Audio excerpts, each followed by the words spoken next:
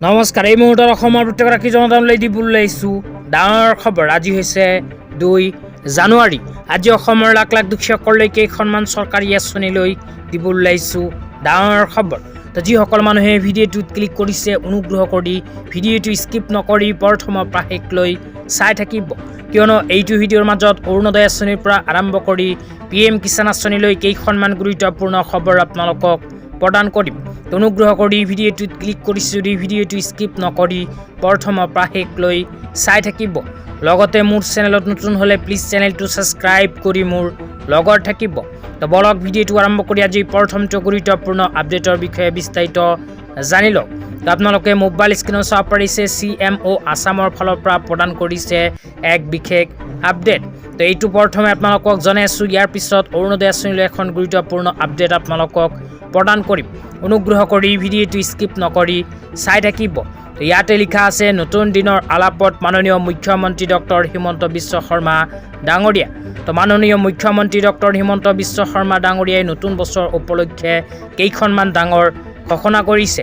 তাৰ পিছত লিখা আছে, আজি অসমক বিনিয়োগৰ বাবে এটা উপযুক্ত গন্তব্য স্থানৰূপে গণ্য কৰা হয়। তাৰ পিছত লিখা আছে, অসম চৰকাৰে কৃষকসকলৰ পৰা 8 লাখ মেট্ৰিক টন ধান ক্ৰয় কৰিছে আৰু এই পৰিমাণ পূৰ্বতকৈ 80% অধিক।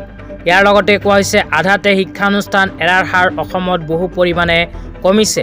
উচ্চ মাধ্যমিক বিদ্যালয়ত এৰাৰ হাৰ 30.4ৰ পৰা 17.5%লৈ হ্ৰাস পাইছে।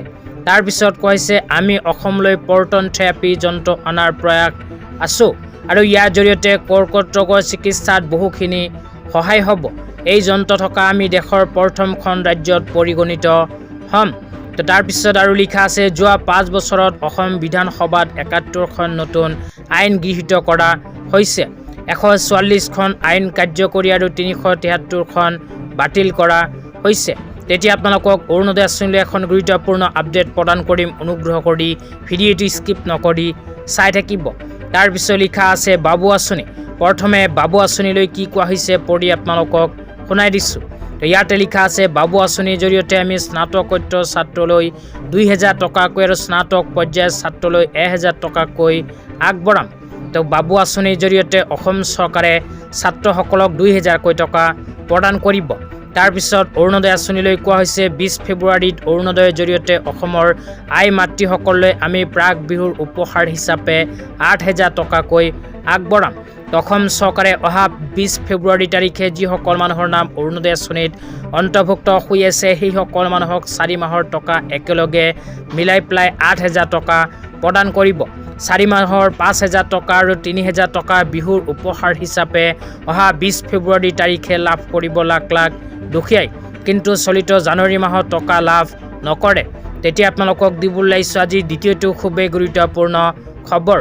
আজি দ্বিতীয়টো গুৰুত্বপূৰ্ণ খবৰ হ'ল PM কিষাণ আঁচনিলৈ। তো যিসকল কৃষকৰ নাম PM কিষাণ আঁচনিত অন্তৰ্ভুক্ত হৈ আছে সেইসকলেও অতি শীঘ্ৰেই লাভ কৰিব PM কিষাণ আঁচনিৰ ধন। কিন্তু যিসকল মানুহে PM কিষাণ আঁচনিত আবেদন কৰিছিল কিন্তু PM কিষাণ আঁচনিৰ পৰা নিজৰ নাম ৰিজেক্ট হৈছে সেইসকলৰ বাবে এনেকৈ এখন আপডেট চৰকাৰৰ ফালৰ পৰা আগতীয়াকৈ প্ৰদান কৰিছে। তো ইয়াতে কি লিখা আছে, কি কি কাৰণত PM কিষাণ আঁচনিৰ পৰা নাম ৰিজেক্ট হ'ব পাৰে আপোনালোকক এটা এটাকৈ জনাই দিছোঁ। প্ৰথমে লিখা আছে গলত বেংক ডিটেইলছ। তো আপোনালোকে বেংক একাউণ্টৰ ডিটেইলছখন যদি ভুলকৈ দিছে সেই ক্ষেত্ৰতো আপোনাৰ নাম ৰিজেক্ট হ'ব। তাৰপিছত 2 নম্বৰ লিখা আছে বহিষ্কৰণ শ্ৰেণী কি অন্তৰ্গত আনা। তো যিসকল মানুহে এলিজিবিলিটি ক্ৰাইটেৰিয়াৰ ভিতৰত নপৰিব সেইসকল মানুহে। 3 নম্বৰত কৈছে আধাৰ বেংক একাউণ্টছে লিংক না হোনা। তো যিসকল মানুহৰ বেংক একাউণ্টৰ লগত আধাৰ কাৰ্ড লিংক নাই সেইসকল মানুহ। তাৰপিছত 4 নম্বৰত কৈছে আবেদক কি আয়ু 18 বছৰছে কম হোনা।